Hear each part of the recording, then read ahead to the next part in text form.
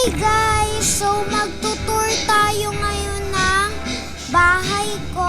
So una meron akong chair, table, mini table lang po. Tapos ito may upuan, may cabinet. Tapos meron akong mga pagkain dyan. Madami yan guys. Sa likod din. Tapos ito nga pala yung bed ko, may taas. So, tapos ito po, meron akong mga soda, mga Robloxy, may Doritos, may chocolate, may cookies, may ice cream, may goldfish. Tapos, ito po, meron akong ganyan. Tapos ito, parang lalagyan na ng sabon, pero ilaw lang nilagay ko. So, ito may din, may banyo. Tapos, may bathtub ako dito. Ito guys, yung bathtub ko. So, nakalimutan ko lang lagyan ng tubig, pero okay lang yan.